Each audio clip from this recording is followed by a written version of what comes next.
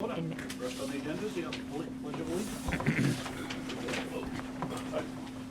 Allegiance to the flag of the United States of America, to the republic which stands, one nation, under God, indivisible, with liberty and justice for all. I didn't do that. You know, I should probably do it as a I can do it as a Bob's gonna swear tonight. Yep. He usually doesn't. I can do that. since I'm a notary.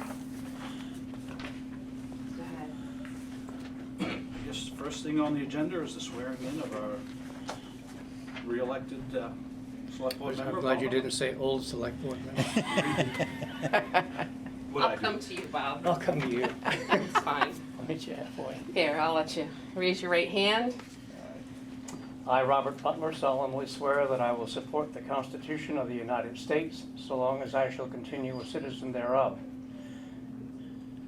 and the Constitution of Maine.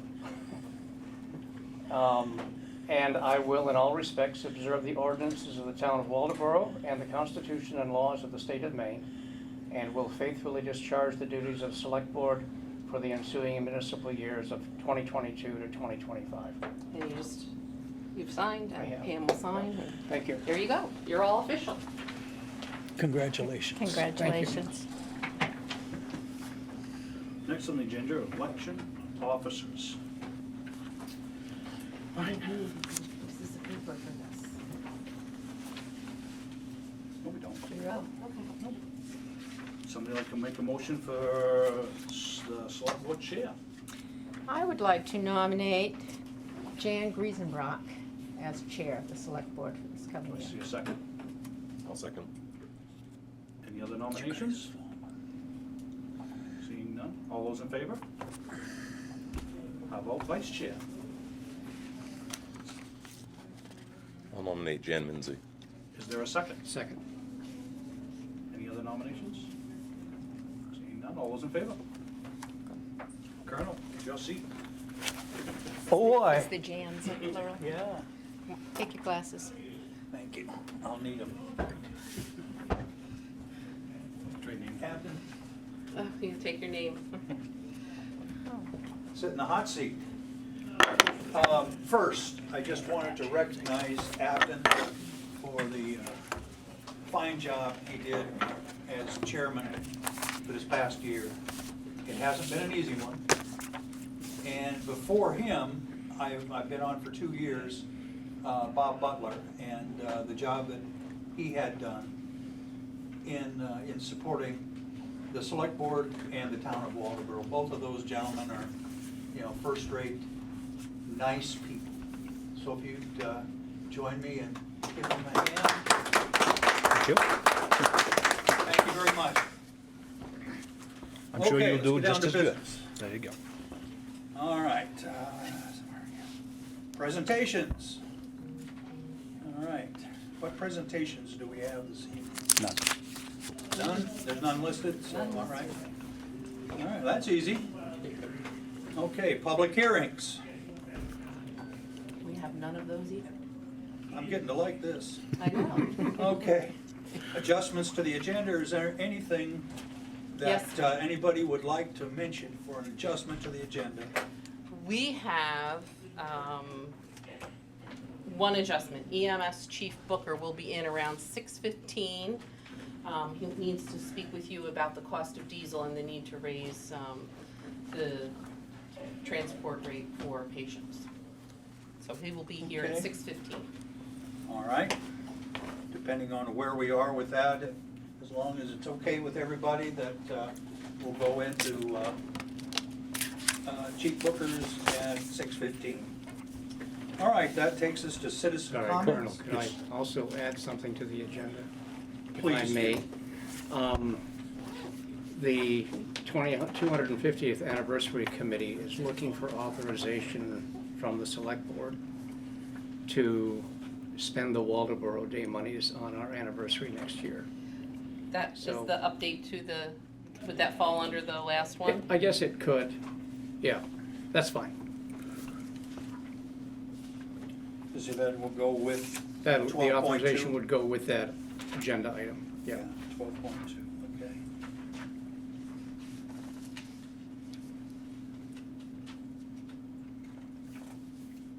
All right. Okay, citizen comments. We have quite a few people here tonight. Is there anybody that has anything they'd like to bring up to the board? Sir? Yeah, use the podium, and there's a microphone to your right and top.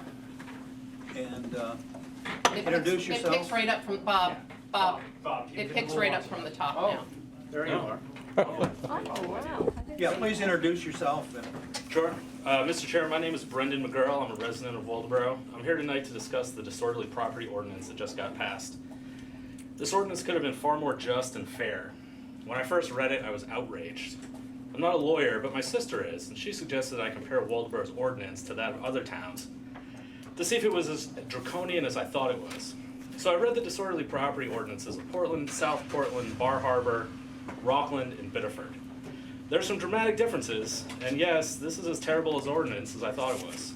Let's talk about where this ordinance came from first. What I know about the ordinance from the select board meeting notes is that on 11/29/21, the development of the ordinance was discussed, and the board agreed to build from Rockland's ordinance and to send the draft to the chief of police and to the community navigator for markup.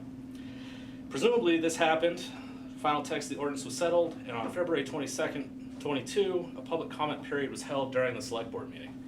There were no public comments. The comment period was closed, and the board unanimously recommended that the public approve the measure and tasked the town manager to get the information out to the public. I'm curious to know why the information was not given to the public in advance of the public hearing, but let's move on. The town website described this ordinance as addressing properties in town that have repeated complaints from neighbors and are having a negative impact on the neighborhood. And it will, quote, reduce excessive use of emergency services responding to these recurring events. I don't agree that this is an accurate description of this ordinance. The statement never describes any of the new powers being conferred to the police chief through this ordinance. It seems to me that after this was handed to the police chief, he wrote an ordinance that grants to himself the power to force property owners to evict tenants that he deems unworthy to live in Waldeboro.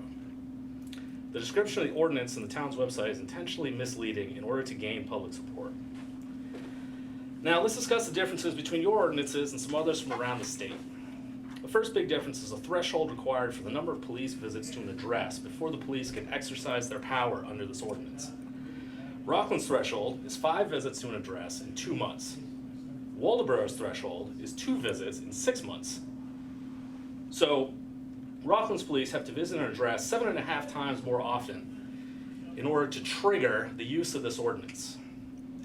Compared to the other towns in my survey, the average was roughly 3 times more contact with the police before the powers under the disorderly property ordinance can be used.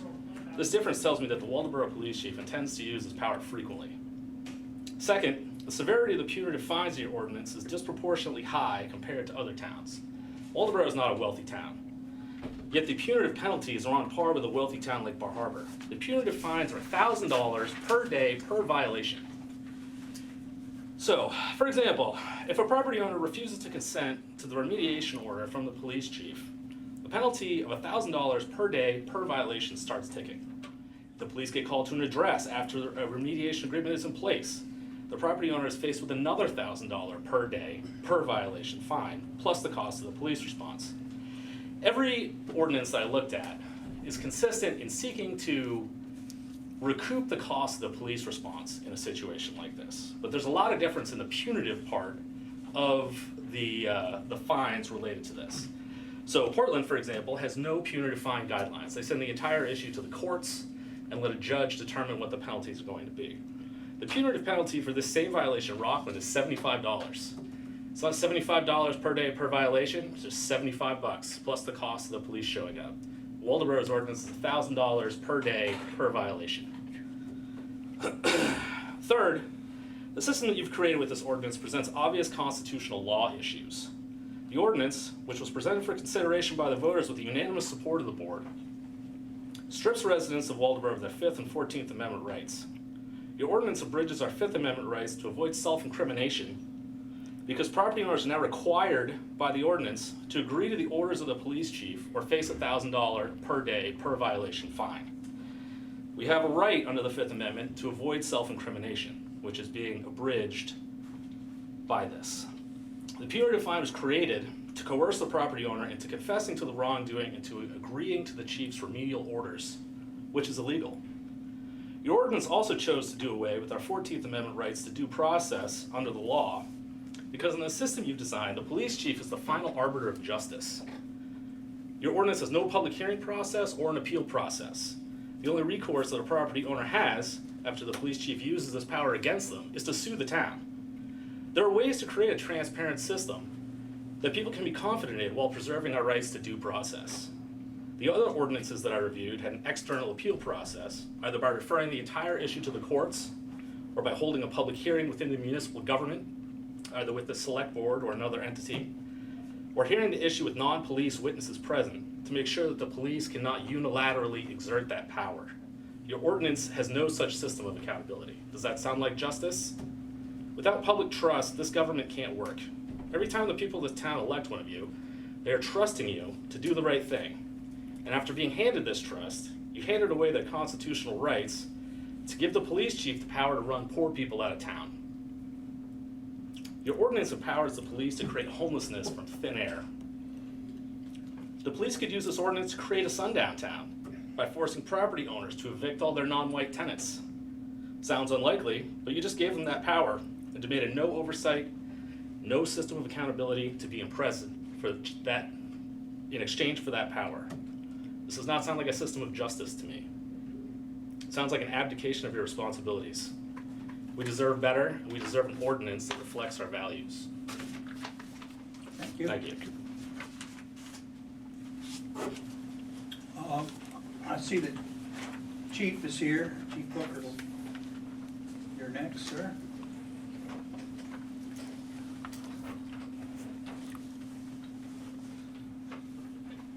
Thanks for squeezing me in last minute. So I talked to Julie earlier today. We've recently had a few discussions about increasing our fees for service rates. It's pretty straightforward why we would do it. Obviously the increase in diesel, we don't even know how much that's going to affect us the next fiscal year just yet. Maintenance costs are going up, costs of medical supplies are going up, that sort of thing. We typically review this every so often. I think probably now, heading into fiscal year 23, it being the 28th of June, July 1 coming right up, would be a good time to talk to you guys about my proposal and see what you think. So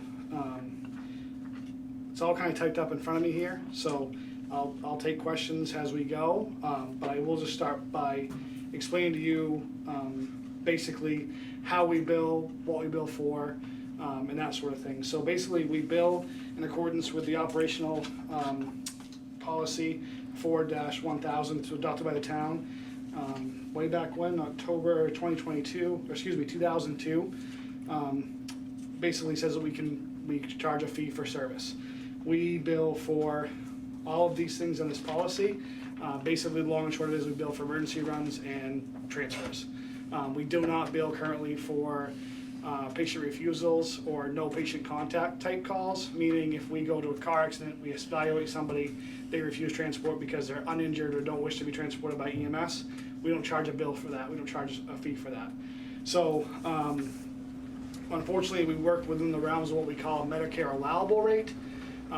So what that essentially means is patients that use Medicare as their primary billing or their primary insurance coverage, they will pay, or Medicare will pay X number of dollars for the service that we're providing. So basically, there's several different levels. BLS emergency base rate. So for instance, if we respond to a residence here in Waldoboro and we do not use any sort of ALS intervention, supplies, medications, that sort of thing, and we just transport them to the hospital, giving evaluation, that sort of thing, we currently charge $500 for that. My proposal would be that we would bump that $100 even to $600 per BLS emergency call. BLS non-emergency base rate basically is if we go to Miles Hospital, pick somebody up for services that Miles can't provide and transport them to a facility in which those services can be provided. But they don't require any sort of ALS intervention either. We currently charge $420 for that. I'm proposing, again, $100 across the board to $520 for that. ALS, non-emergency, is basically what I explained before, transfer from Miles to Maine Med. In using ALS supplies like a cardiac monitor or IV fluids or those types of things, we would charge currently $470. Again, looking to go to $570 for that. ALS level 1 emergency. So again, we're going back to somebody's house, picking them up for complaint of chest pain or shortness of breath, and we're utilizing ALS intervention medications, IV access, that sort of thing. The current rate for that is $675, proposing $775. So ALS level 2 basically is a service in which we use several interventions. It's something I can explain to you with the paper in front of you. Basically, it's a provision of 2 or more medications given over the course of the transport, or the use of endotracheal intubation or chest decompression, anything along those lines. Basically, it's a high level of ALS intervention that's provided by a paramedic in the emergency acute setting. We currently charge $845 for that. Again, proposing $945. The biggest jump I'm proposing would be in our specialty care transport or PIFT level transports. Those are transports from facility to facility in which we have to utilize resources outside of our scope. Meaning we have to take somebody from Miles to Maine Med who may have suffered a trauma, who requires blood, for instance.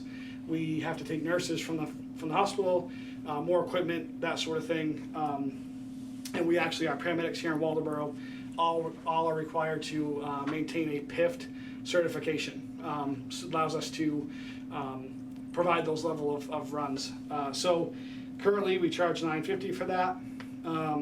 Looking to bump that $200 to $1150. And the reason for that is sometimes, specifically when we transport somebody from Penn Bay, if we transport them in the specialty care realm with extra hands from the hospital, staff members, etc., we have to take them back. So when we drop the patient off at Maine Med, we're heading not back to Waldoboro, we're headed back to Rockport. So, with the cost of wear and tear, diesel, that sort of thing, I would like to see us go up $200 on that. And that actually brings us up to a little closer to what the services around us are charging. Historically, we've been a little below. So, what I have in front of me, this is provided from Comstar, our billing company. They provide us, when we go to make these changes or have these discussions, they provide us with a average of their top 50 clients as far as, the top billing clients. So we, for instance, if we did a BLS emergency rate discussion where we currently charge $500, the average top 50 is $1,553.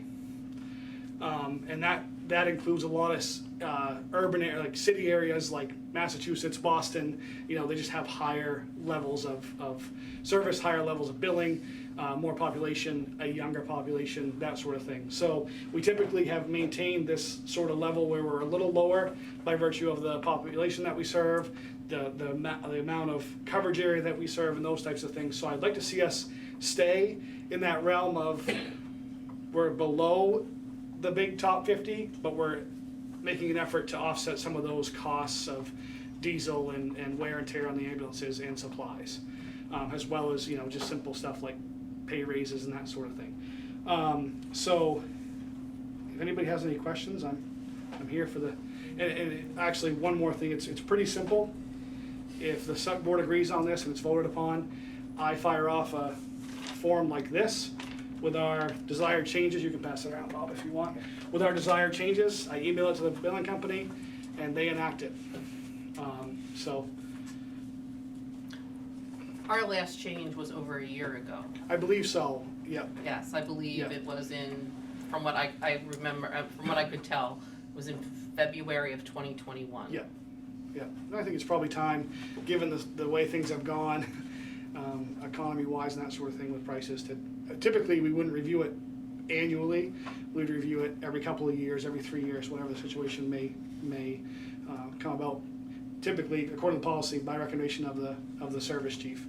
And right now I'm recommending it because of the changes in costs, so.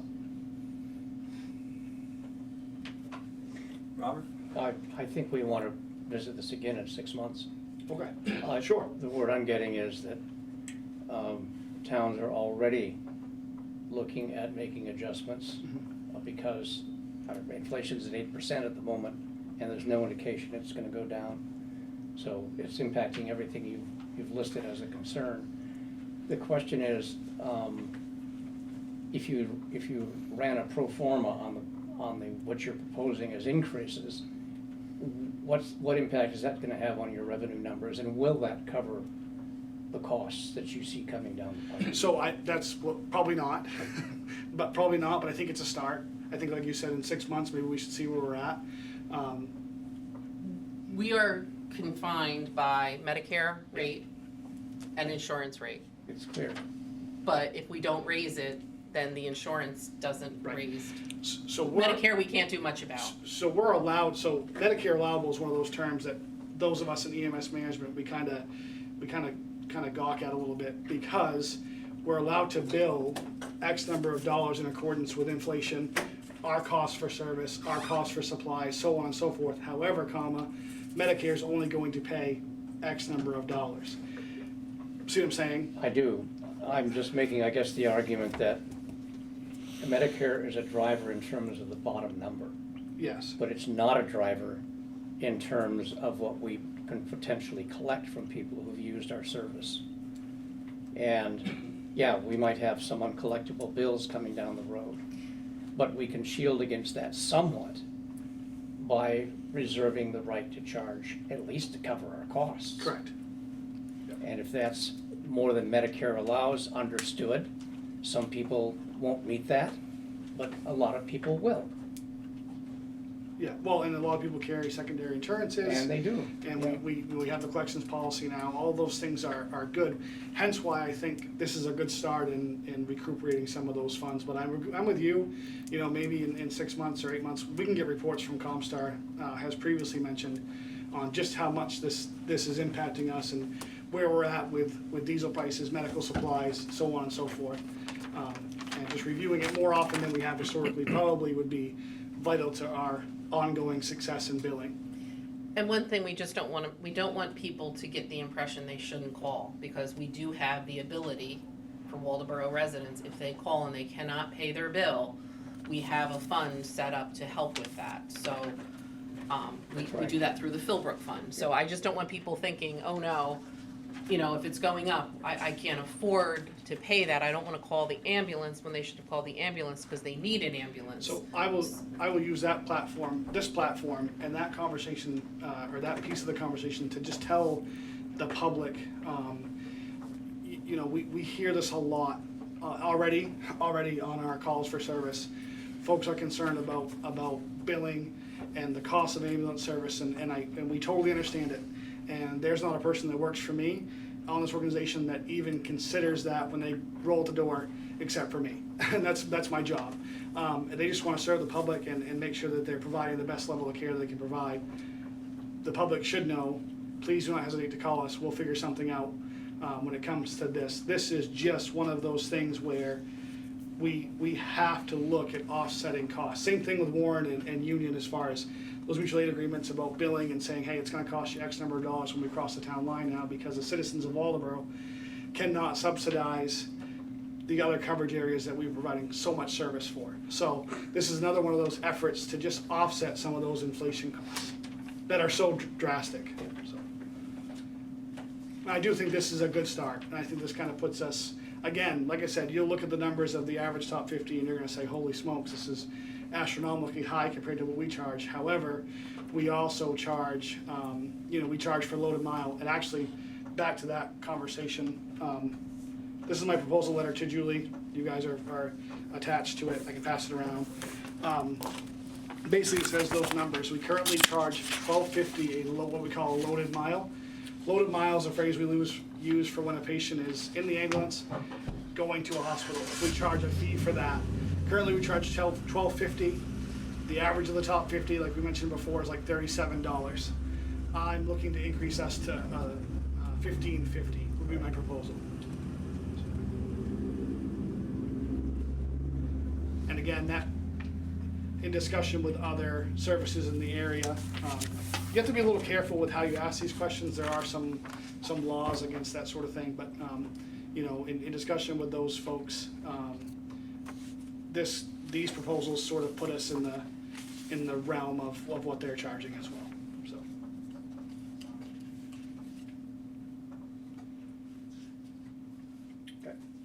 I just know based on what you passed around, we're at about a third Yeah, of what the big Yeah. city centers right, are those charging. average top 50.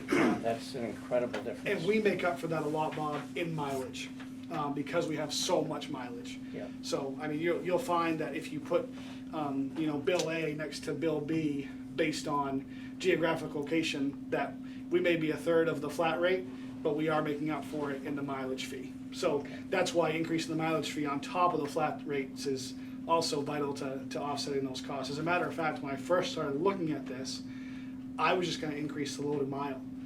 And then conversations came up between myself and Julie, myself and local service chiefs, and it's like, no, you have to, if you're increasing, increase. You know, go across the board, increase all of your, And we are right in the same ballpark as now with this increase that are surrounding. correct.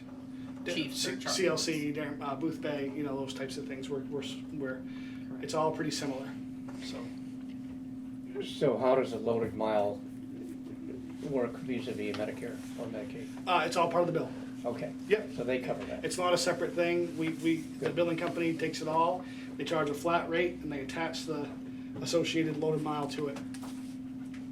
So.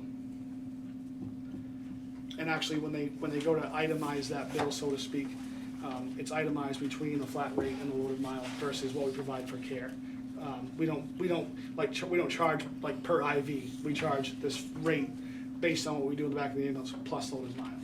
So it's funny, I get a lot of requests for itemized bills, and I'm like, you've been given an itemized bill from the billing company. We don't do it like the hospital does it, where they tell you every sock you paid for, you know, so. I'd make a motion, Mr. Chairman, that we accept the recommendation of our EMS chief and review this 6 months down the road to see where we are. Is there a second? I'll second it. Is there any discussion? Discussion? Okay, proceed to vote. All in favor, say aye. Before the chief leaves, since I have you here captive, on election day, there was a cardiac event at the polls. And I got to see firsthand how amazing our EMS staff is.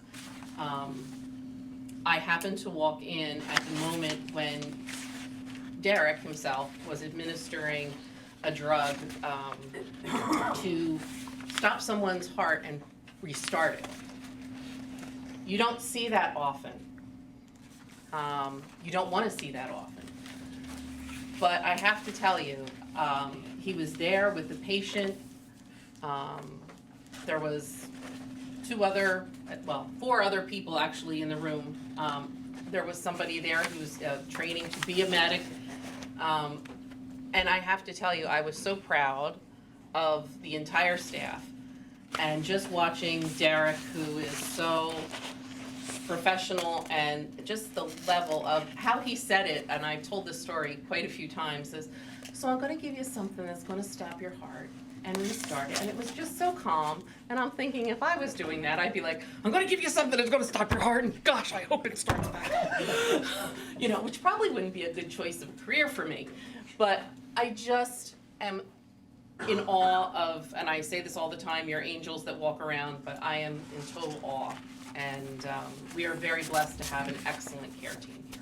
I'm pretty proud of them too, so. Well, it was you doing most of it that time, so. I was just showing off. I know, but I just wanted to bring that up publicly, and thank you for all you do. Of course. Okay, is there any opposition to this motion? Oh, did I Motion have a- approved. Sorry. So You I'll need to pass yell it at me along, sometimes. pass it along to the billing company as early as tomorrow, so. Okay, here's your copy. Thank you, guys. I don't Thank you. I'm just gonna go back and see if anybody had any questions. No. Thanks, Chief. You up? Brendan, did you have anything else you'd like to mention, or does anybody have any questions for Brendan from his presentation? Well, I don't have a question, but I would also like a chance to speak if I could. Oh, absolutely. Okay. Any other questions? Okay, we'll move on to the next. Your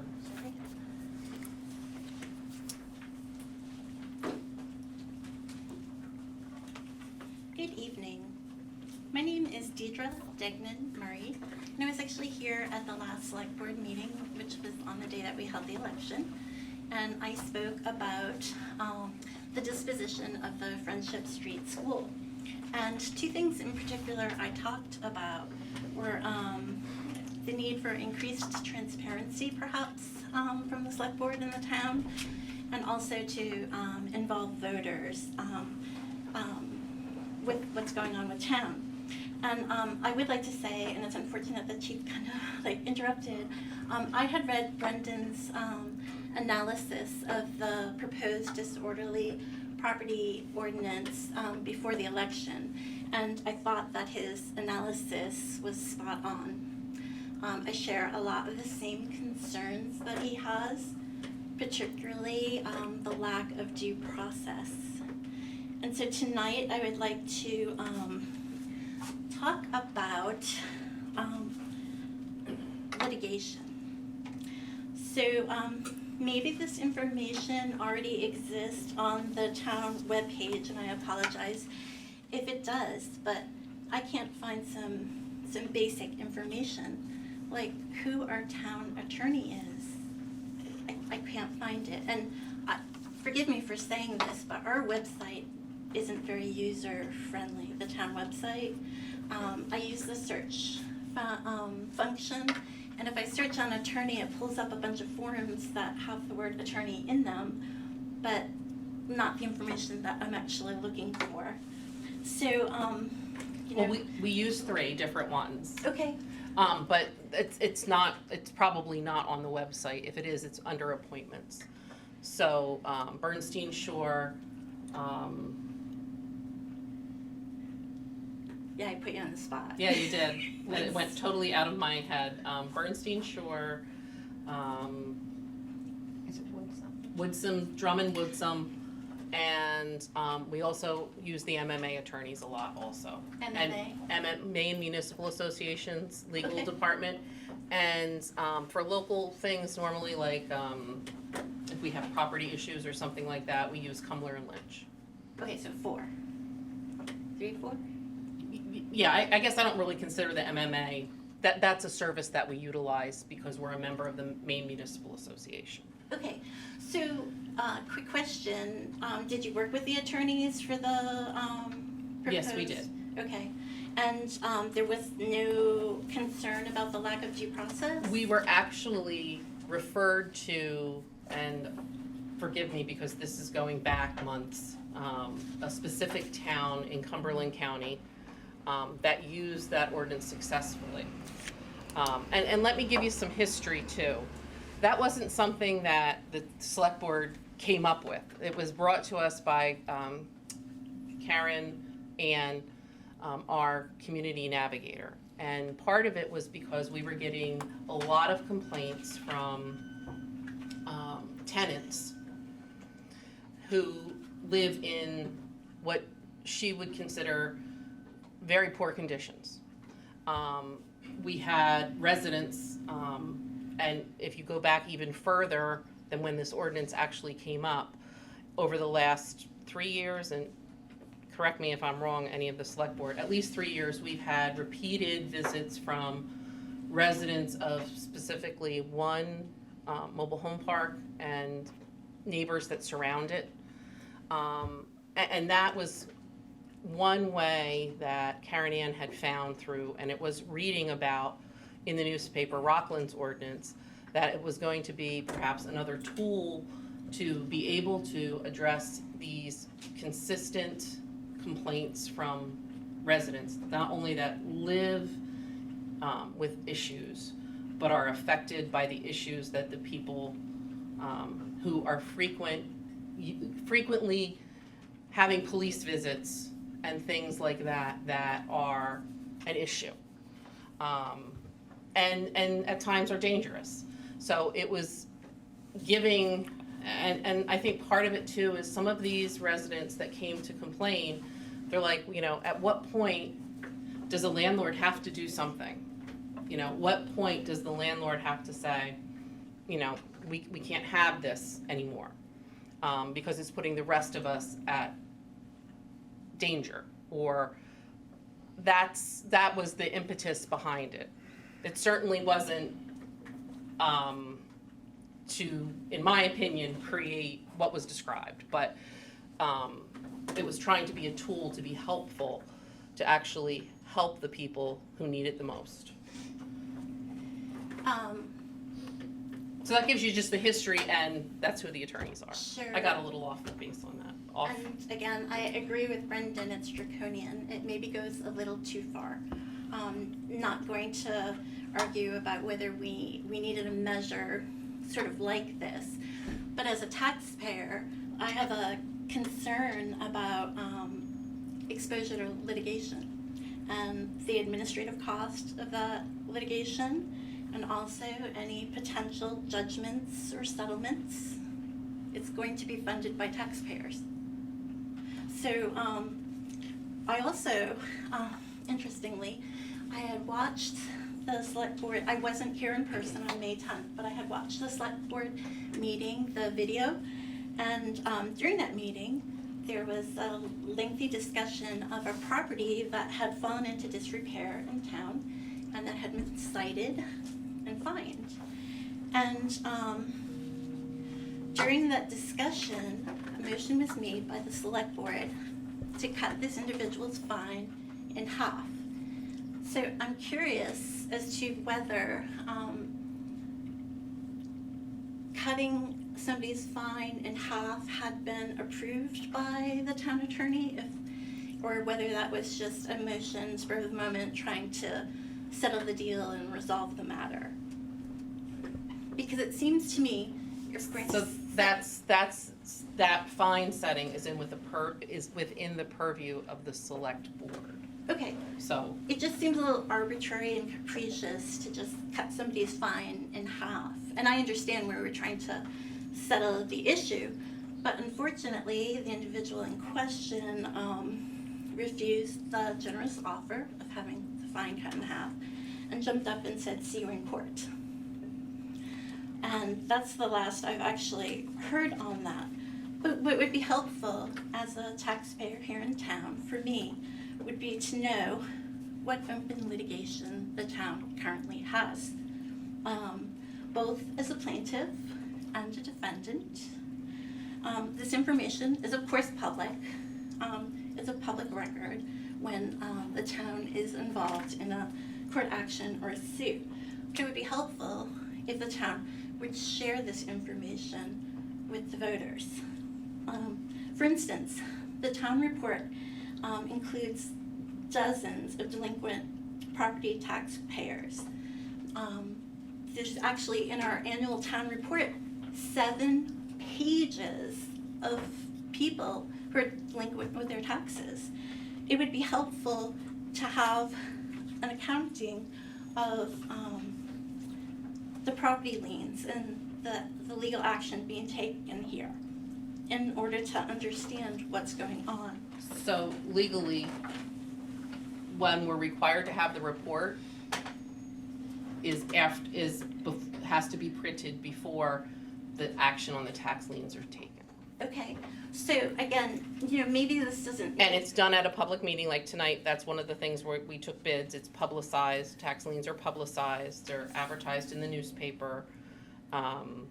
Is it on the webpage? Because I don't get the newspaper, I'm sorry. Yes, it was posted also on the website. I hear you if you think it's not. I'm just having a hard time finding things. Yeah, I can see, we always take advice on that. But we have to follow the legal letter of the law when it comes to liens, so that's not something we could put in the town report, but it is done in public. All of that, the bid opening was in public for the bids, for the ones that are tonight that the select board has to decide. So it's all done very publicly.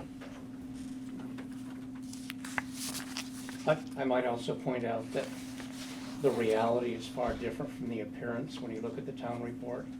Our collection rates on real estate taxes are hugely high. Very, very few exceptions. And you see those exceptions when you look at the agenda, because there are often quitclaim deeds mentioned on the agenda. That means those people have paid their taxes and the liens have disappeared. So that gives you a far better gauge of who's not paying their taxes. Most people, by far, in Waldoboro, pay their taxes. Okay, so this is like, the issue I'm raising is bigger than just the property tax liens. It's all litigation. It would be helpful for us as voters to know what's at stake here, you know, what's open litigation. We don't have any at the moment. Okay, that's good to know. Maybe if we could organize the website so that there was a place where we could list that in the event that there is open litigation. We could list the case number, the date that the action was taken, identify whether the town is the plaintiff or the defendant, a brief synopsis, and then once it's resolved, the disposition. And you know, this could just be a monthly update, like every month it gets updated as things drop on or new things come up. Not, you know, like a labor-intensive sort of thing, but just so that the public can see what's going on. So what you're saying is, in spite of the threat made at the select board meeting in May, there's been no suit brought, and the town is not involved in any other litigation at this point? Not that I'm aware of. There's been nothing filed. Is there something going on with the parking lot behind the pharmacy? Nothing has been filed. I don't have a current lawsuit. Okay. All right, I just, And just so you know, that is a favorite go-to of a lot of people. We're gonna sue you. It's very commonplace to hear that. You know, somebody doesn't like that they can't register their car because they don't have the forms they need, you know, that becomes an issue. So, you know, that's something we hear frequently. Sure, but I am legitimately concerned about the exposure that we have on the disorderly property ordinance, that there are issues there, that Brendan very nicely detailed, particularly around the due process aspect. For me, that's where my concern is. So, and that's all I have. Thank you. Okay, thank you. Is there any other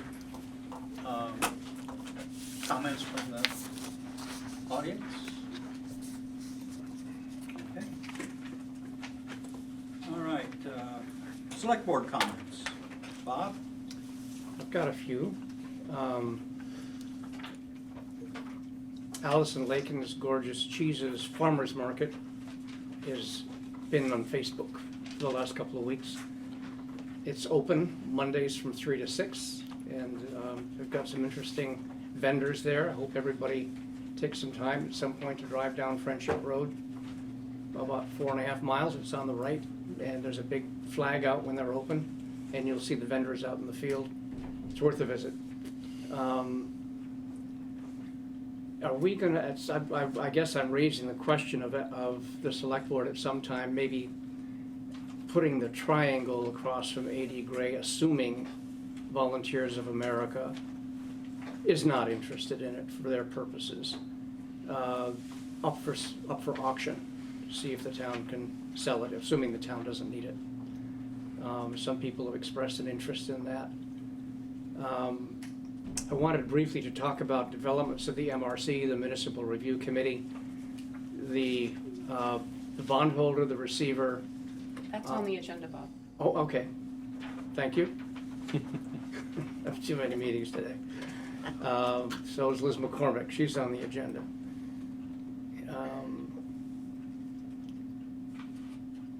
And Don Campbell Well, we'll hear from Stan on that today, won't we? I don't believe that is on. It's not on the agenda, I'm just wondering if Stan said he'd get back to us in a couple of weeks. Any news or? I went up there this afternoon with Max, and they have started cleaning it up. Yep. There's 3 trucks there, one is going to the recycling, and the other one, they're taking the motor out of one and putting the other one, so another one will be gone. Okay. Should be gone within 2 weeks. She's making progress. Yes, she is. Yeah. And the Historical Society wants to be sure that if and when the 80 Gray building is taken down, we keep one set of outdoor light fixtures. The lintel, if it's retrievable, if it's not granite, it probably isn't. I think it's probably poured concrete. But if it's granite, it has the name of the school engraved in it. They'd like to retain that.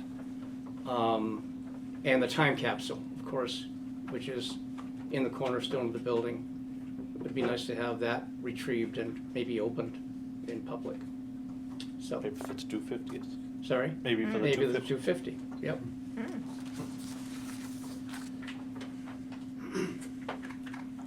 I have nothing.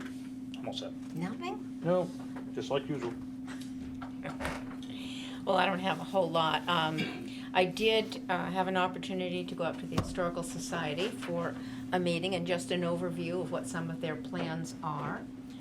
They're working with a local architect company, and I was very impressed. It looks good. I'm kind of excited about that.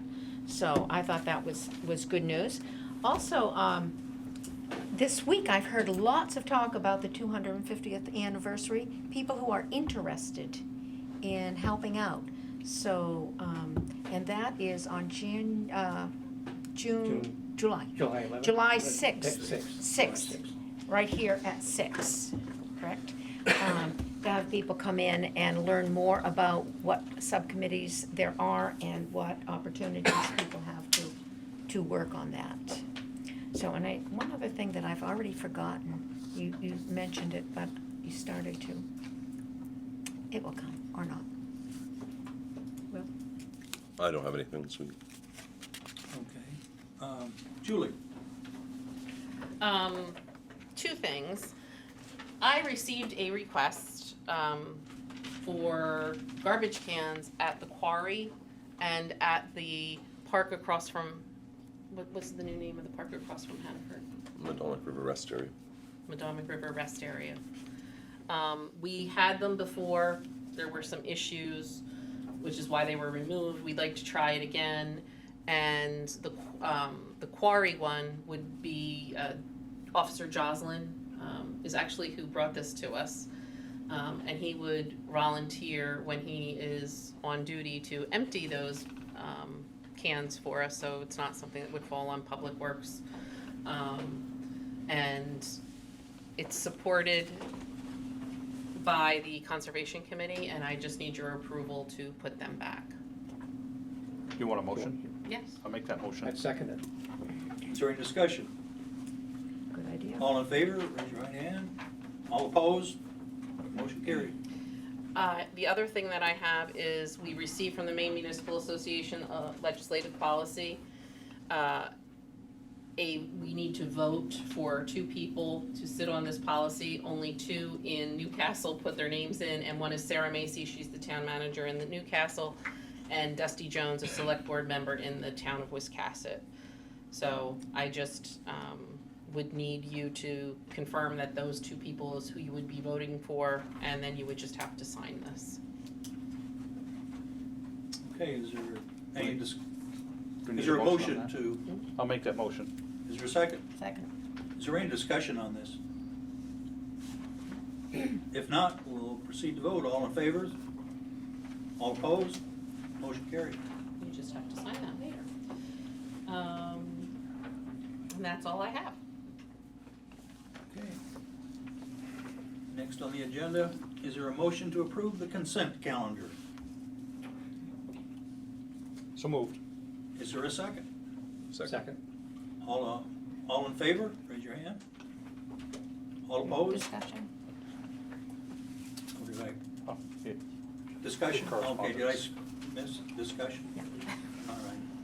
What discussion? What would you like to? Well, we have a thank you Share. note from one of our college students who says, "I want to thank you for your generosity and support in helping me achieve my goals. I am honored and deeply appreciative to be the recipient of the George Ganthner Scholarship. I just finished my first year at the University of Maine in Orono as a kinesiology major. I had a great first year. I enjoyed most of my courses, my favorite being sport injury and prevention, where I learned skills such as splinting, CPR, first aid, and more. Math was definitely my least favorite. I also met a variety of new people and had fantastic professors. Thank you again for your support in my education." That's from Mackenzie Emerson. Okay. All right, any other comment? All right, that takes us to new business. So, special town meeting warrant article. If you'll recall, back in May, we called the budget committee back in to, was it May? Yeah, it was May. It was May. To talk about purchase of an ambulance. If you'll recall, after the budget was finalized and the ballot was printed, Derek found out that, Chief Booker found out that ambulances are between 18 and 24 months out, which means if we waited till it was in the proper capital year to order the ambulance, we might have to wait even longer for an ambulance. So at that meeting, we had discussed several options. We went back and talked to the auditor, and it was his suggestion that we have a special town meeting that would read the first article, article number 2, because article number 1 is to choose a moderator. Article number 2 would be, shall the town raise and appropriate up to $300,000 to fund the following capital reserve account? And that would be ambulance replacement.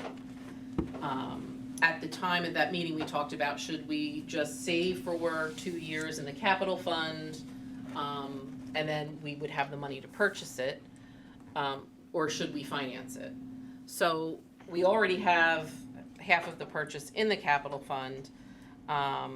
So article number 3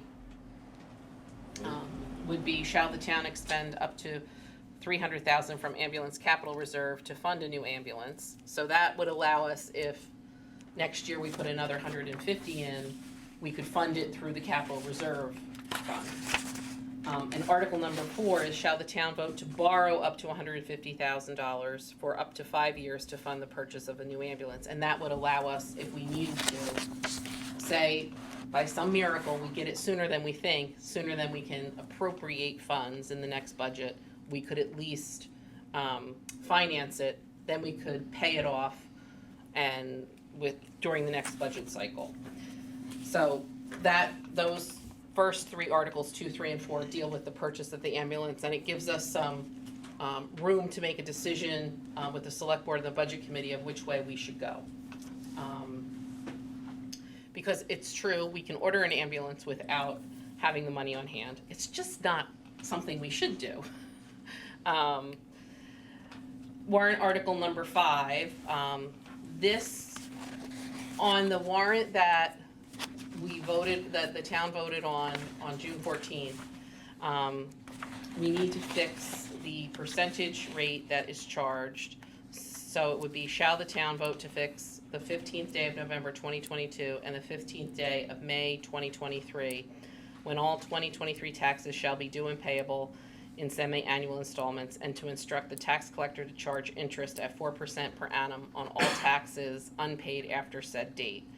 And it had been 9, which is what it was prior, and now it's at 4%. And that is set every year, I now know, I didn't know this before, on January 20th by the state treasurer. That also, the same thing that when he sets that, warrant article number 6, shall the town vote to pay interest at this says 0% per annum on any amount overpaid on property taxes as noted in MRSA Title 36, 506A. That typically is 4%. But when the state treasurer set the rate to charge for delinquent taxes at 4%, that then changes what you can charge or pay if somebody overpays back to them. So 4% is the delinquent rate, 0% is what we would pay somebody back if they overpay their taxes. And this was totally, the warrant Article 5 and 6, that was a total error on my part. I was not aware that the January 20th date was set. When I spoke with Daryl, it's normally something that comes in when the state sends down our valuations and we work on the mill rate. But now we know. Peg and I put it in our budget books so that we know to look this up. You know, normally we're waiting for the revenue numbers from the state. So at least we know on the 20th we'll have these. So I apologize for the error. We handed out little papers at the election to let people know after they voted, and I did check with Maine Municipal on that once we discovered there was an error. So. And the hearing would be on July 12th, Pam, is that right? Correct. And then the actual town meeting would be here, and it would be on July 26th. my birthday, July 26th, because everybody should have a town meeting on their birthday. It's a good thing. So you want the dates, a motion for those dates? Yes. I'll make that And to motion. approve the warrant articles. Make a motion to approve the warrant articles and dates set for the public hearing and the, Is there a second? Town meeting. Is there any discussion? Bob? I'm just wondering if we want to tweak Article 4 to read that the town authorizes the select board to borrow up to $150,000 on such terms as it deems appropriate. So we know who's doing it on behalf of the town or the town manager. We ought to authorize somebody in the town or some group in the town to actually borrow the money. I got this directly from the auditor, so I am assuming that you can do that. Okay? There's an extra will in there, isn't there? Shall the town vote? Yeah, there's an extra will Will's in not there as in well. We'll stuff in. we get too many wills? Yeah, too many bills. Any more discussion? All in favor of this motion? What? So I just Time want, out. I just want to make sure I understand. Shall the town vote to borrow up to $150,000 for up to 5 years to purchase a new ambulance? And what do you want it to say? I wouldn't put a term in there. I mean, what if we look at rates and it makes sense to go out 7 years? I would leave that open and leave it to the select board's discretion. I don't know why the auditor put 5 years in there. That ties our hands a little bit. Well, I just don't know why, well, I mean, I think the select board ought to so decide that's the probably term. my fault, because that was how we talked about purchases at the budget committee level of how long we would fund things at certain amounts. Right. And So- I'm not arguing with that. I'm just saying don't tie our hands on the term because we might find ourselves in a better borrowing position beyond the 5-year term. That's it. And the ambulance probably have a longer life than 5 years anyway. Just a suggestion. I'm not, So you would say, shall the town vote to borrow up to $150,000 for terms? on terms that the select board deems appropriate.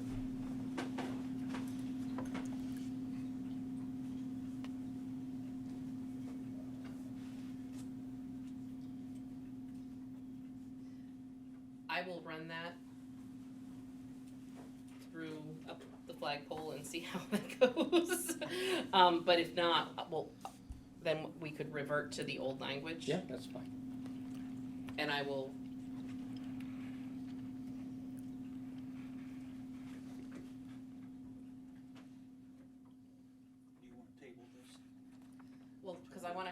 public hearing, because we have to get the ambulance ordered. Yeah, we do. What I'll do is I'll amend my motion to match that. And whoever seconded it Okay, has to the term. second it. All right. I don't know who seconded. I think, I did, I don't, Bob did. I'll withdraw my second and. No, I was just gonna amend my motion Okay, You I'll just- withdraw the second. So go Okay. ahead and amend it. to whatever Bob said. Well, the other thing I'd just like to point out is that if you have questions like that or you're gonna make amendments, if I can know before, so I can run that by the professionals, that'd be helpful.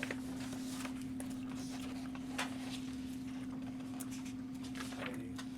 Is there any other discussion? If not, we'll vote on the motion as amended. All in favor, raise your right hand. All opposed? Okay, motion carried. All right, 11.2, Sylvania Walking Trails. Max.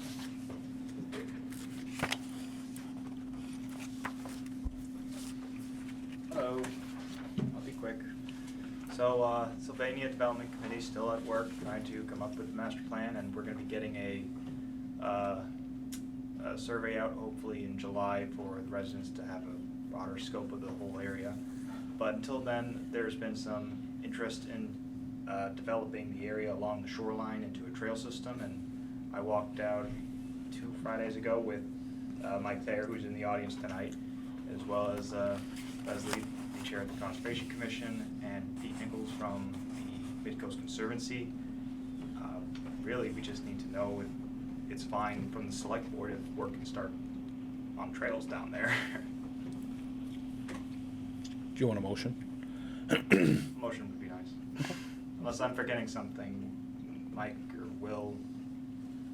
Do you have anything to add, Mike? Sorry, Well, Colonel. I walked the site even before this, and if you approach the site from the south, it's easy to walk down to the shore. But in the north end of the site, it's a really steep embankment where they built, it must have been a parking lot or something. In order to make like a circuit trail, so you could follow the river from north to south or south to north, there would have to be some modest amount of construction. I mean, nobody's gonna be able to climb up that embankment. I was there and it was a dry day, but it was, the grass was dewy and, man, it was really difficult to get up. So in order to be useful, it's not just some trails and some trail marking, there probably needs to be stairs. The other thing that happened was ticks. Yeah. We were deterred by the ticks going in from the south side. We walked 100 yards in or so, and we were literally covered with, everyone had 4 or 5 ticks on.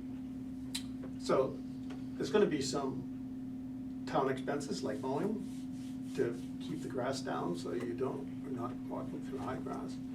So it's not just an okay to do a trail system. I think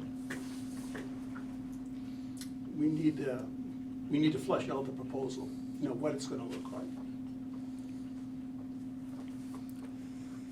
So, sorry, Colonel, but just habit. Go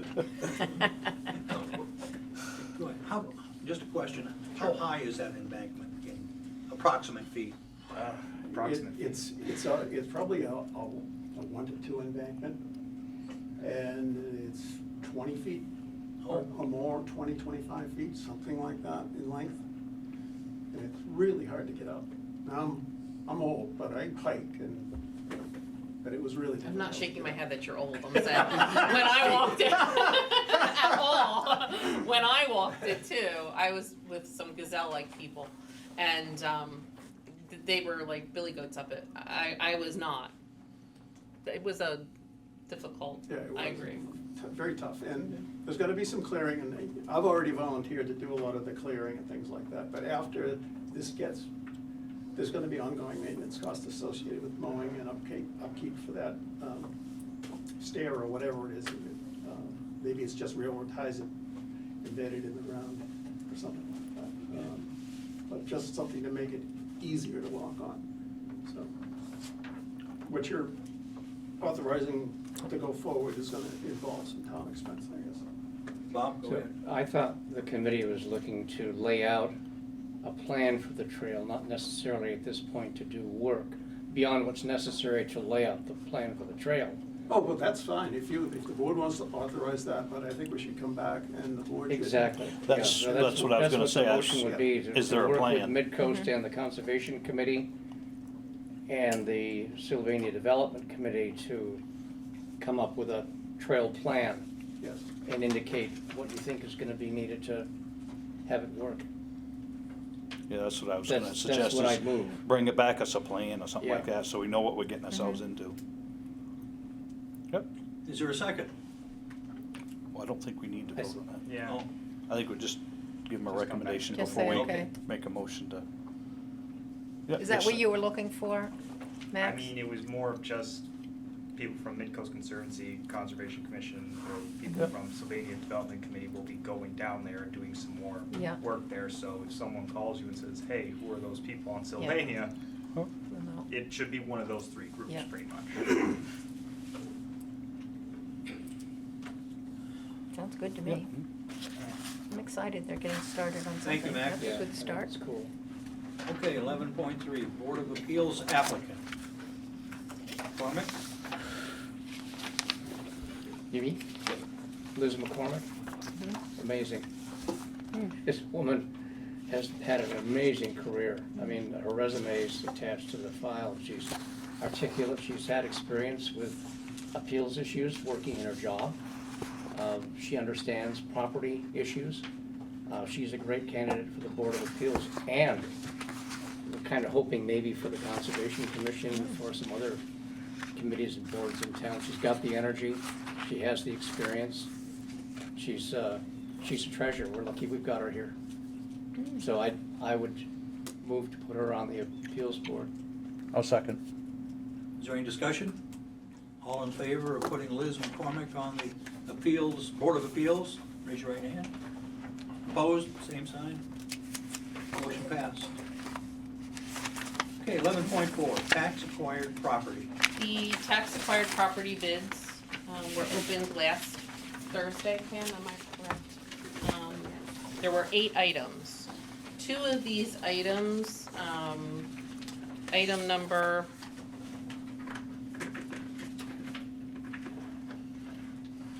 hold on.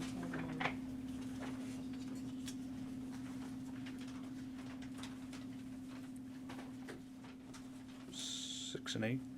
I think it's 6 and 8. The withdrawals. Which are the withdrawals? We had 2 people withdraw their bids. It's item 2 Item 2, and, it's written on that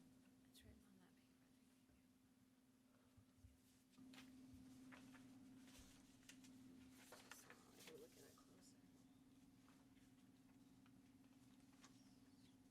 and here you can take one down, this is updated. Item 8. 2 and 8. They withdrew their bids. Yeah, I got it. And item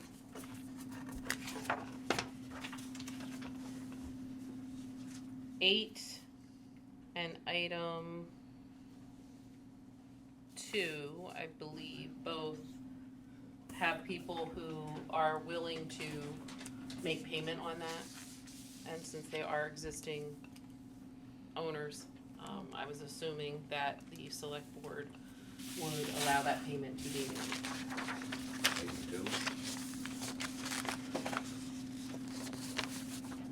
Is anybody here for any of the items that's going to make payment? Yeah.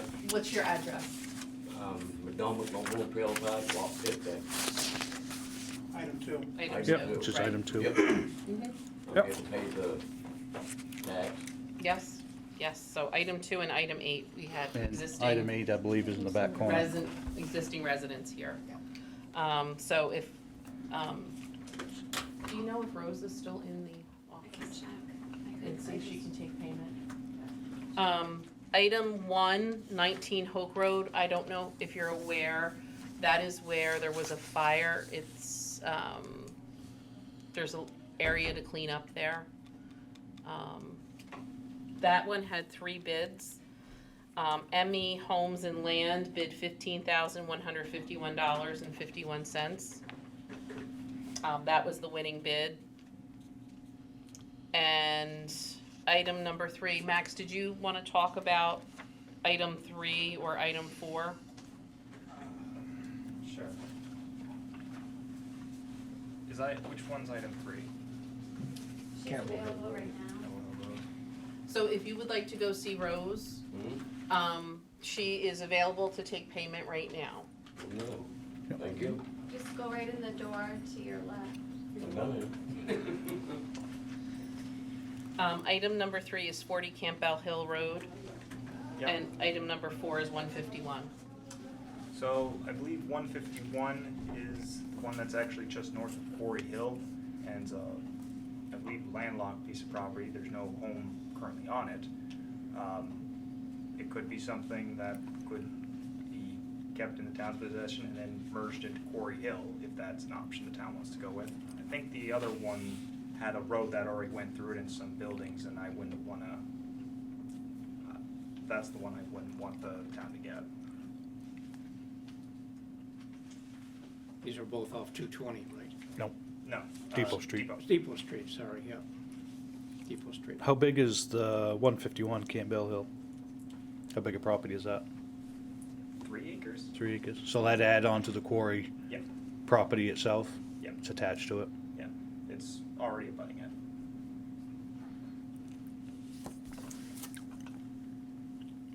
But item number 3, 40 Campbell Hill Road, the winning bid for that was Black Watch Company Incorporated for $13,000. Item number 5, 914 Old Augusta Road, that was, the highest bid for that was $85,400. Item number 6, the highest bid for that was $2. Nope, we got one for 1,000. There's one for 1,000 down there? That is one of the ones that was. Withdrawn? It might be. Did they leave that one on? They did. They did, they left that one on, that's $1,000. And then 184 Burkett Mill Road, the winning bid on that was David A. Clark, $7,000. Do we want to go through these individually and vote on them? We can, but I just wanted to give you like the overview of what.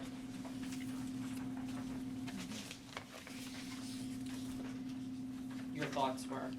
And I wanted to make sure that the people who had come after the date, after they got their final notice, that they had the opportunity to pay.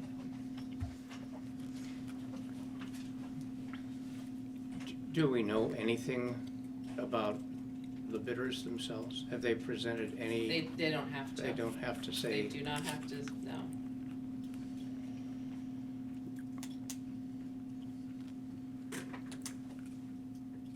Do you want us to go through them one by one? One by Okay, one. all right. Yes. So item number 1, 19 Hope Road, there were 3 bids. Main Homes and Land, $15,151.51. Tim Dodge and Tamika Dodge bid $3,000. Jesse Camp and Guard bid $1,050. And again, this is, that's a location that burned. It would involve property cleanup. I make the motion to item 1 to go to Main Homes and Land LLC for $15,151.51. Second. Is there any discussion? All in favor? Raise your right hand. All opposed? Number 2. And just so you're aware, they do have a certain amount of time before they have to come, bring certified check and make payment for the property. And we fulfilled all of our legal notices. Everybody has signed what they needed to sign. So Rose prepared this. It took an inordinate amount of time to prepare to make sure it was all done the proper way. Next is Number 3. number 3. Make a And that motion. is 40 Campbell Hill Road. And again, this is vacant land. And the winning bid for this one was Black Watch Company at $13,000. The next one was Damian Benner and Russell Fox at $10,000. Lance Bennett at $6,501.01. And Larry B. Wellman at $6,320. And someone who did not provide their name also bid, but since they did not provide their name, they did not follow the procedure. They were just not included, but their bid was for $500. Make a motion, we award it to Black Watch Company, Inc. for $13,000. Second? Okay. Any discussion? All in favor? All opposed? Motion carried. Item 4, I didn't know if you had any thoughts on maybe potentially wanting to keep that. Max did review it and brought it to me for that purpose. I'd move we keep it. I second that, and it's an addition to the quarry Yep. property. Is there any discussion? I agree with. Any other discussion? All in favor? Yep. All opposed? Motion carried. Item number 5, 914 Old Augusta Road. That does have a home on it, and that highest bidder was Donna Miller, Les Jordan, $85,400.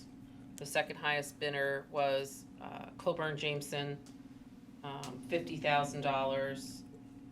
The third highest bidder was Main Homes and Land, $40,404. Jordan Anna Newbert, $21,650, and another unnamed person at $500. Make a motion to award it to Donna Miller and Les Jordan for $85,400. Second. Any discussion? All in favor? Raise your right hand. I believe those are the people that own the Wiscasset Raceway. Okay. All opposed? Donna Miller? Motion carried. Yep. That's the. Item number Candace's 6 is a 1987 mobile Jordan's longer. home, 170 Lady Slipper Lane. Highest bidder was Damian Benner, Russell Fox for $1,000, and the next bidder was Fred Best for $2. And this is a vacant mobile Okay. home. Is it, I assume it's habitable? I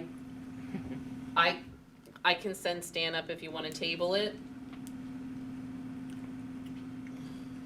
I mean, I just soon get rid of it. Well, is that in fact gonna happen? I mean, will it be towed off and put somewhere else, or? We don't know, We don't? but How about we award it, and if they don't take it, then we gotta figure out what to do with it.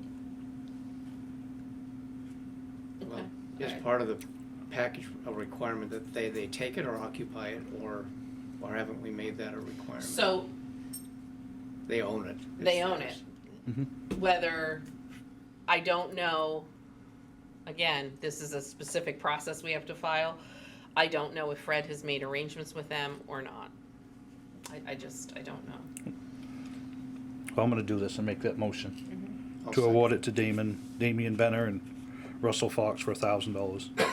I'll second the Second, motion. okay, any discussion? All in favor? All opposed? Motion carried. Item number 7, 184 Burkett Mill Road. Again, this was a piece of land, as Max said, we believe is landlocked. The highest bidder was David Clark at $7,000, Les Jordan at $5,100, and unnamed person at $500. Make a motion, we award item 7 to David A. Clark for $7,000. Second. Is there any discussion? All in favor? All opposed? Motion carried. Item 8 is scrapped. I just want to say that Rose worked very hard to make sure everybody was duly noticed, everything was done as far as proper notification, and even went the extra mile to make sure that the people, the inhabitants of specifically 2 of these homes that we knew about were noticed several times. So that's why, you know, I don't think anybody's looking to make anybody homeless. It's just, we had to follow the procedure. Okay, under old business, 12.1, MRC update. So, the MRC's met a couple of times, the board has met a couple of times, and the receiver, the bondholder, and the MRC are in agreement that the MRC should buy this plant that cost well over $50 million for $1.5 million. It's in front of the court at the moment, because the court needs to consider those who have claims against assets on the property and whether or not they have priority, and if so, how they stand in line behind the bondholders, if they stand in line behind the bondholders. The receiver has made it pretty clear if it doesn't go through on the terms that the bondholder, the receiver, and the MRC agreed, that they're not going to sell it that way. They'll do something else, and I don't know what it would be. So the hearing date, I think, is going to be set for July 1st. We'll have another meeting tomorrow, so there'll be more updates. And my hope is that the MRC ends up owning it. And then we're in charge of our own garbage, if the MRC also operates it. If the MRC elects to bring on a partner, then it will depend on what the partner's objectives are in being a partner and how they see the plant playing a role in their own economic model or business plan going forward. But it's in gear, it's in motion. We're finally getting some kind of direction with this thing. It was sitting in limbo for what, since 2020, April of 2020, dating myself. We're finally getting some movement on this plant. And it would be nice to see some light at the end of the tunnel by the end of this month, hopefully. I think 2 days from now. Yeah, that's my. Okay, thank you. Okay, 12.2, update on Waldoboro's 250th year celebration. John, did you want to talk about that or any other? Again. With that big salary you get, you know. Yeah. Sometimes we put you on the spot. I just came here to listen. You three said you were gonna. Okay. Most of you know me, I'm John Blodgett. I attended a meeting going on a month now. Waldoboro's 250th birthday is here next year, and I was honored to be chosen as the chair of the committee. Thank you. So we have big plans. We're right now in we're at the 80,000 foot level. Eventually we'll get down to ground level. But we have 9 board members. The main board, we are going to have subcommittees forming here starting on July 6th, next Wednesday. We're going to have a meeting here, like a public meeting for anyone that wants to come and hear about our plans for 250th birthday. And hopefully we can get some folks to join these subcommittees. There'll be a dance committee, an entertainment committee, fundraising committee, parade committee, fireworks committee. Oh, there's more. Activities. I remember that one. Activities. Activities, Yeah. yeah. And we're hoping to get some volunteers to help form this. We've only got a year to plan it. So we hope to have a lot of people here involved over the next 9, 10, 11 months to get this event going. And my thought is, and I'm sure the other board members feel the same way, is hopefully it's going to be nothing more than Waldoboro Day on steroids, and we can help boost the Waldoboro Days in the future, because unfortunately COVID has kind of dropped everything off for all towns to get community events like this going. So hopefully we can boost it back up and we can move forward for the 300. Do you want to give the date? Yeah. Oh, the day of the birthday next year? It's June 16th and 17th of 2023.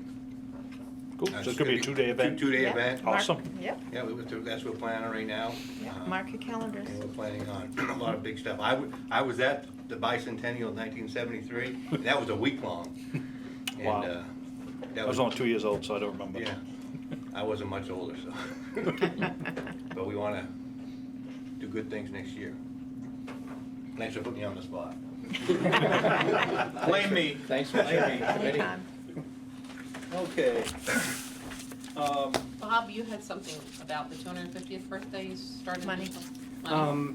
Yeah, just to encourage, to pick up on what John said, to encourage people to attend and have fun, because this is an opportunity for having fun. Working on the committee is, some people think it's a burden. It's not. It's really an opportunity to have some fun, get to know some people, socialize, and do something for the town to boot. And, yeah, the motion to authorize the Waldoboro Day funding for the 250th anniversary Waldoboro Day event in 2023. But isn't there we only add $1,000 to that, correct? We don't control that. That's not our fund that we control. We put it on the warrant. As a budget? Waldoboro Day budget is item? on the warrant. The budget line for it. Yeah, there's a budget line for it. Yeah. I'd just like that to be very, very clear that that budget line in 2023 that it be allocated to the anniversary committee for them to deal with. John's already coordinated with the Waldoboro Day committee, so we're not pulling anything fast on them here.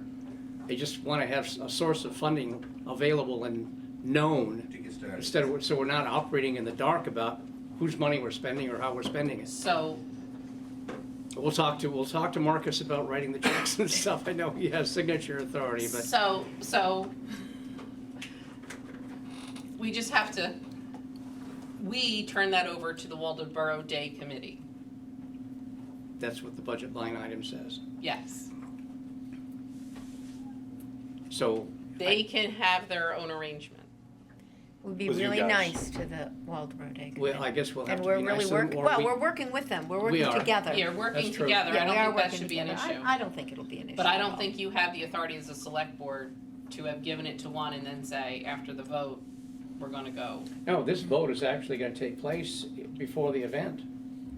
But when we're talking about the budget, I mean, we're gonna be requesting hopefully a little more money to support this anniversary thing. Understood, Bob, but are you talking about next year's budget or the budget that we just passed? Not the one we passed, Oh, okay. because there's nothing left in that budget. I mean, we've spent most of it on, So are you talking sorry, about the I'm budget? wrong. You're Right, wrong. because I it's am before, wrong. yeah.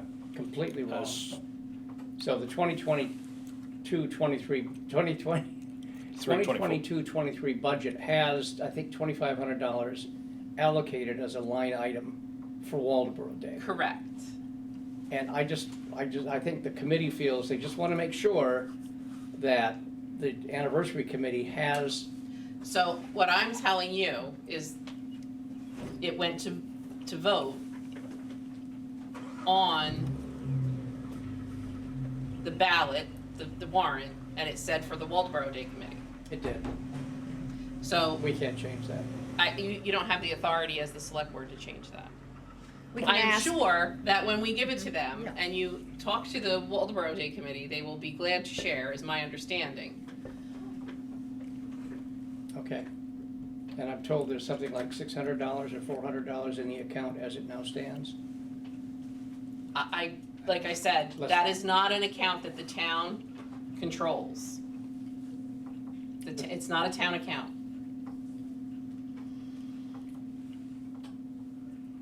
We give the money to the Waldoboro Day Committee. It is not connected to the town. It's not one of our town accounts. Okay. Is that gonna be enough money to? No, we're gonna have, We're gonna a fundraising fundraise. committee. We're gonna have to, Yeah, we're we're gonna gonna have raise to funds. fundraise. to do the stuff we'd like to do. Okay. But we'd like to know that, all right. So you're saying that this board has absolutely no control or authority over the Waldoboro Day Committee, is what you're saying? It's not one of our bank accounts. And yet the money is raised from taxes.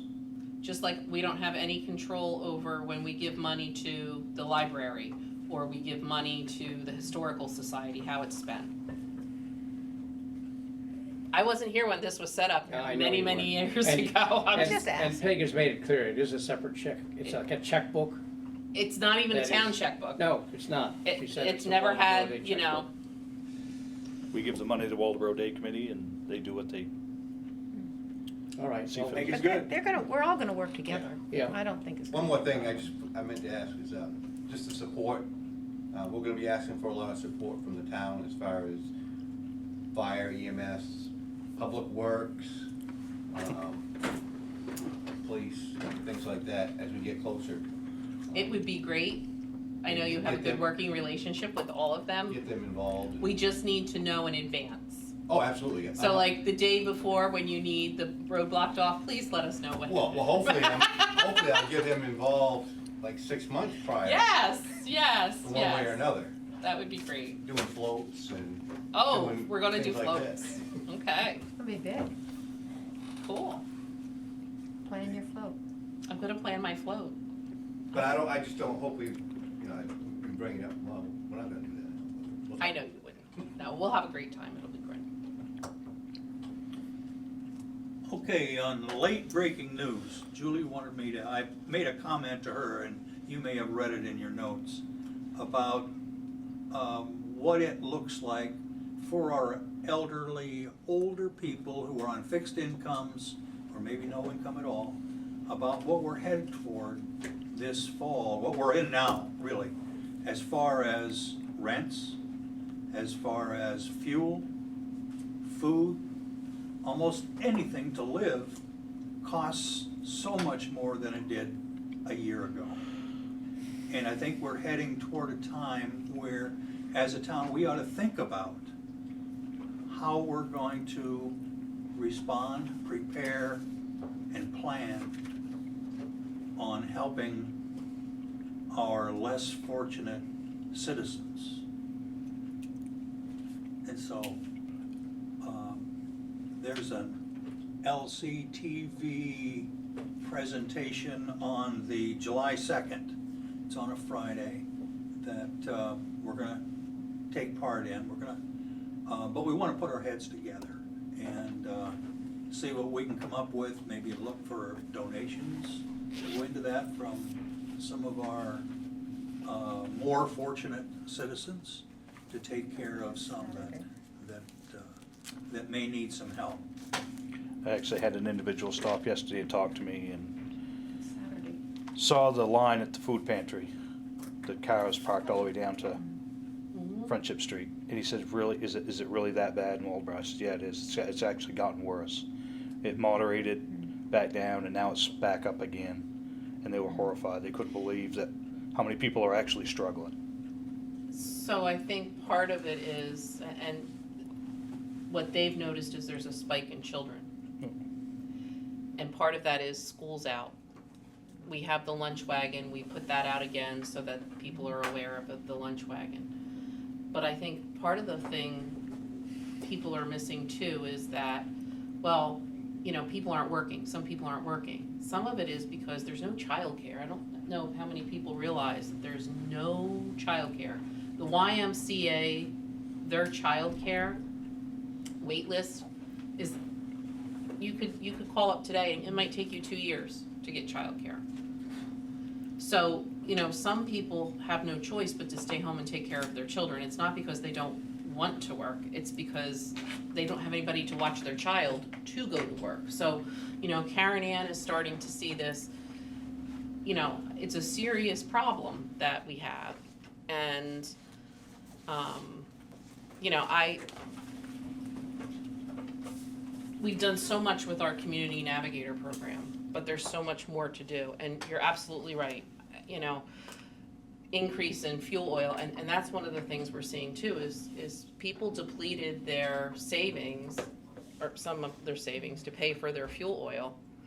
And now they're faced with what happens if it doesn't go down this year. And I think that's what you're going to see. And a lot of the resources for fuel oil don't become available until later.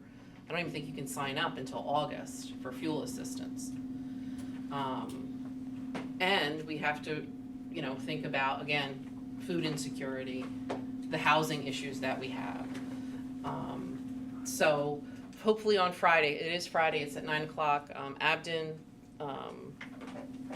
the Colonel, myself, and Karen Ann, we're gonna sit down with Marvin Nesbitt and have like a roundtable discussion about what resources are available, what can people do.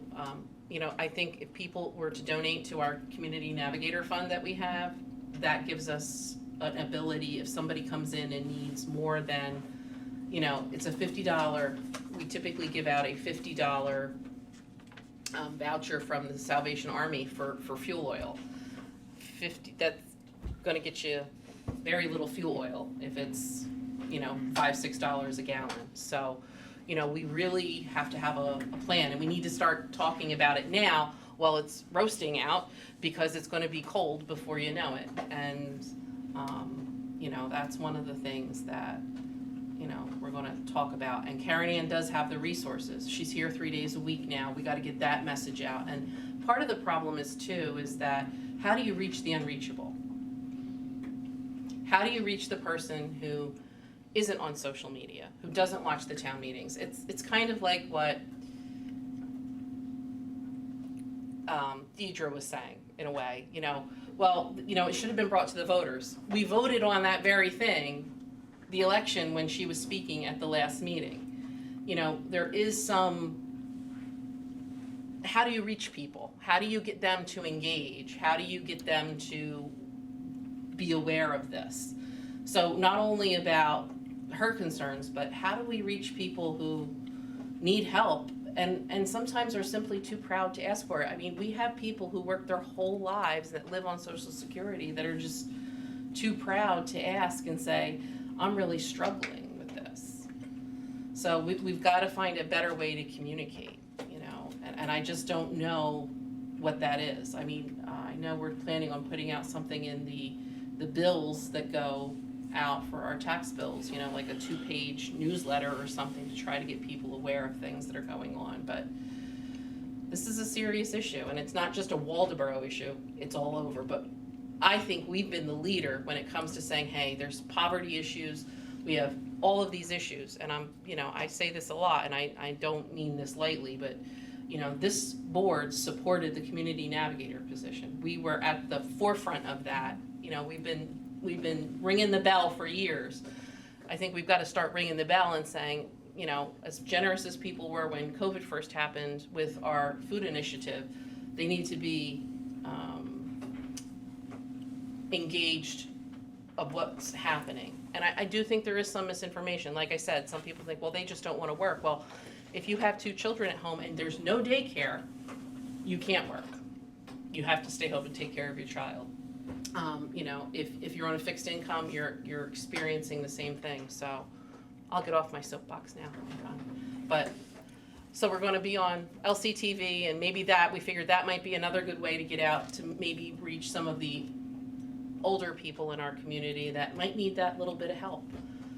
And it's important. So how are you gonna advertise the program? It's pre-recorded, right? Right, we'll put it on Facebook. But again, it's, The people who need if to watch somebody it don't had an have idea Facebook. of how to get people engaged, if you could I wish people 5 days before the election were as engaged as they were 5 days before the election all year round. I put out something that said, come volunteer. Come volunteer. We have plenty of seats open. Where is everybody? It's much easier to sit on a social platform and complain, but we need people to do something. I'll give you a prime example. Our cemetery committees need volunteers. They are in desperate need of volunteers for the simple fact that somebody needs to call and get the grass mowed. Instead, we get all these angry people coming in here, and I say, you have relatives that are buried there and you're upset the grass isn't mowed? Could you please volunteer for one of these committees? Here's the phone number. Here is the phone number. You should call and become a member of that board. Well, I don't have time for that. So it's very frustrating when you have all these needs and there's people that have a lot of great ideas, and I forget which one of you said it last meeting. It was you, I think. We need doers. Yeah. We need doers, we need people who are going to do the work. And like I said, I mean, that's just an aside, but tackling poverty is a really big job. And we need to do it. You missed my best part of my speech. You're gonna have to play it back and listen. Robert? One way we've sort of made a foray into this is to use the Philbrook Fund not only as a source, but as a lever for getting the people who have the issues to come in here and talk to us, or talk to our community navigator, to find out what resources are available to them. A lot of these issues, they're not just one issue. It's not necessarily poverty, it's a situation they found themselves in that we can suggest solutions to. And yes, Some of it is poverty. Some of it is, and it's not, to be honest with you, and Karen Ann, if she were here, she would say it, and she'd say it so much more eloquently than I would. But if she sees somebody who's coming in because they need help fixing something in their home, and they've been, say, referred from CHIP, we want to see that person, because if they can't afford to do those repairs, we need to know. And what is it that we can help, what resources does she have that she can then, and I'm not talking about handing out money, I'm talking about handing out resources or directing her to existing programs that can say, okay, so do you know about our food pantry? Okay, you need help finding a job. What other areas do you have? Because you don't typically just have one need. It's typically many needs. And if you can wrap that person around with resources and get them to some place where they can help themselves. And we've had people who Karen Ann has done that to. She's wrapped them in a resource. They've managed to get out of where they were. And then they decide to turn around and help somebody else. So the good help breeds the good help. And it just, it's exciting and good. I'm done. I just want to make sure I have this right. It's Friday. We're taping on Friday. I don't know when it will be on. Oh, but it's not live on Friday. No, it's not live. Okay, so we It's- don't know we'll when be we can taping. see it. Yeah, we'll be Okay. taping. All right, great. And we'll put it on our Facebook page, and it should be a you know, Marva's always great to see, and you know, and I think it was important to invite members of the select board committee, because I think it needs to not just be Julie's out there ringing the bell and Karen Ann, and everybody knows we talk about this a lot, but I think it's great to have select board support of it so that people understand it's the town. It's not just, you know, the town manager and the community navigator saying, hey, this is an issue, and here's how we're going to address it, because it's tough out there. Okay, is there a motion for adjournment? So moved. Second. Is there a second? Second. Is there any discussion? Go ahead. What Do discussion? we have items for our next meeting? We have Oh, the that's right, public, skip that. we have the public hearing on the warrant, special town warrant. Okay.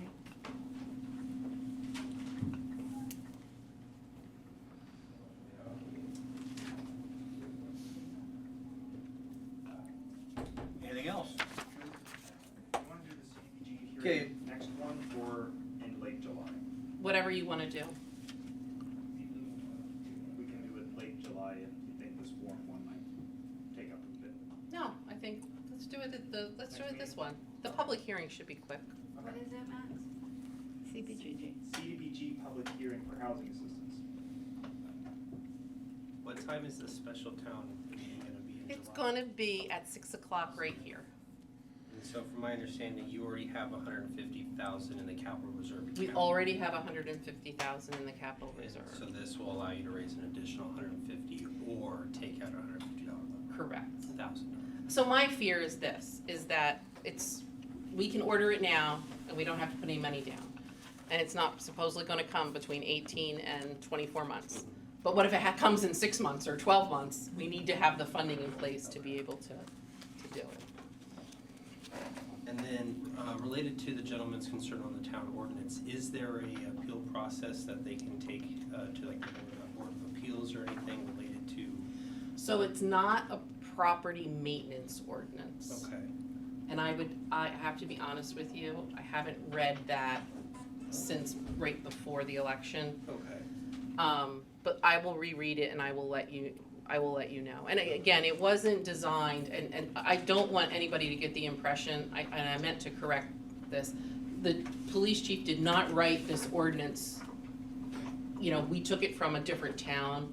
Okay. He did not write it to make himself the be-all, end-all of that. That's so far from Well, in the definition, there says any police officer that he says. who, But but- from my understanding of the ordinance, there wasn't, the sole arbiter of the decision-making and the finding comes from the police department. There is no, at least in that ordinance, and I'm just trying to understand. right, Does it fall under a separate purview just by the way that your town charter is set? Is there any appeal process naturally in the town when an ordinance like this is passed? So my understanding would be if it doesn't go, at least my understanding, and I would really like to read it before, let me read it before, Okay, because for I sure. don't wanna say something and then have it Can you be. call me like at 8 o'clock tomorrow morning? I can call you or text you at 8 o'clock Sure, tomorrow morning. okay. Cool.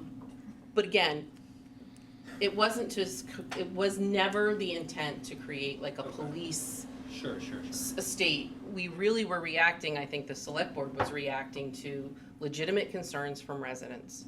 And you would mention these have been violent incidences in some cases? In some cases, there's been violent instances. And what was the time frame that these incidents were coming in the last 2 years? Last Oh, yeah. 3, 4, honestly, it started since 2017. 2017 is But when we it had started. residents here at the meeting, they went to a planning board meeting and voiced concerns.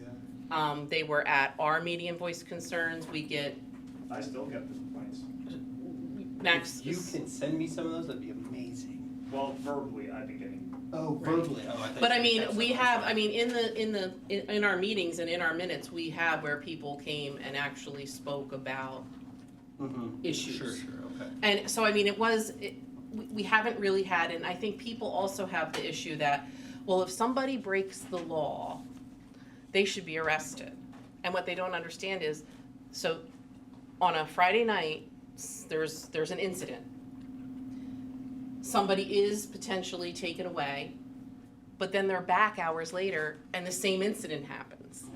They are, it's a difficult process, and we don't have anything to say to the landlord, you know, you bear some responsibility in this. You bear some responsibility in who you rent to and what's happening to the neighbors who are trying, you know, who have children there who shouldn't be exposed to X, Y, and Z.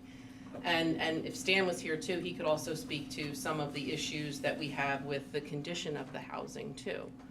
So, you know, it's not about, a lot of the comments on Facebook were about, oh, well, if my neighbor doesn't like me and I have a party, it's definitely not about that. Yeah, a lot of it was the conduct on the property. It was the loud noise, Right, and even the loud noise, we have a noise ordinance, it's not about so much that as it is about even our resources, so, you know, I'll give you a prime example. And you should call John Lash tomorrow if you get a chance. John Lash? Our chief of police, and he can better give you specific instances from, you know, his view of what needs to happen. Again, we're trying to protect, you know, the public and the people who have come. And these are residents that have come to us that are a resident in specific of one of our most utilized areas where we see the most activity.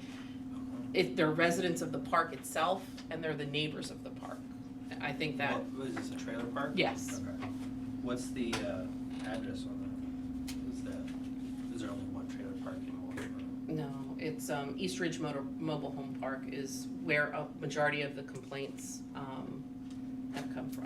And did any of the town lawyers consult you guys when you guys wrote this ordinance? We actually consulted with MMA. Okay. And they gave us, they pointed us in the direction of several towns that had these ordinances. And I can, by tomorrow, hopefully I can find because we went through it several times to see it. Okay. And I don't think anybody is I mean, from my standpoint, if somebody's saying, hey, this is an issue and it's an actual issue, I don't think anybody here is married to not revisiting the ordinance. Okay. And if they want to rewrite it, they can put a petition out and get people behind the idea of redoing it. Okay. But I don't think that There's a anybody here, No. sitting here is saying they wouldn't reconsider doing something. Right? Yeah. I think we're trying to actually, we want people to be happy. I just wanted the voters to vote on it. That's the only reason I voted in favor of it and give it out there, and if they wanted it, they wanted it, if they didn't, they didn't. Making sure, she said you guys are open to reconsidering, so. Oh, yeah. Yeah, Yeah. well, because Oh. Just make sure. sometimes they don't, when I'm going on, they don't. Yeah, that's all right. Okay, thank you. Appreciate your time. Okay, we have a motion and a second for adjournment. Is there any other discussion? If not, all in favor of adjourning, raise your hand. All opposed, same sign. We have signatures. Don't Don't run leave. out. And the next meeting is on the 12th of July.